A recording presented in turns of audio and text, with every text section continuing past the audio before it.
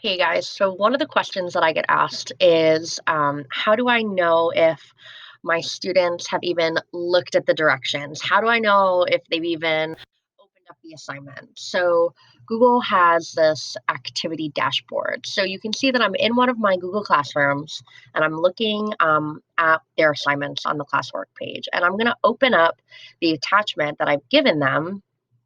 So this is my template with their directions on it, as you can see.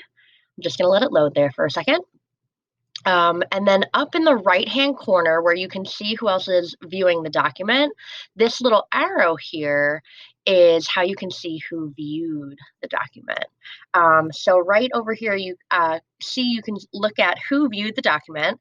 Now, any collaborator that I have on it or any of the teachers or people I've shared it with are going to be listed first. And then you can see the classrooms that I've shared it with and then the teachers with those classrooms. So if I just open up my first period, you can see when the last time those students actually looked at this document. And then if there's just a dash there, it means they haven't looked at it at all. And so what's really great is you can actually check off students and email them if maybe the due date is coming up and you don't want them to miss it. Maybe you are worried that your students just didn't see it for whatever reason. So that's pretty nifty to say the least.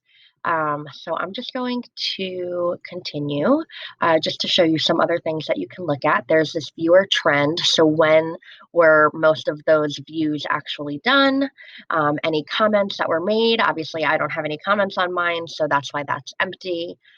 Sharing history. So all the times that I've shared the document, or if anybody else had shared it, which that didn't happen, but you would be able to see that if that was there. And then, of course, the privacy settings, you could edit there as well. So I'm just going to save that as is. But what a nifty little thing to be able to see who was looking at your document, what students actually read the directions, lots of opportunities to kind of step in and make sure that nobody is falling through the gaps.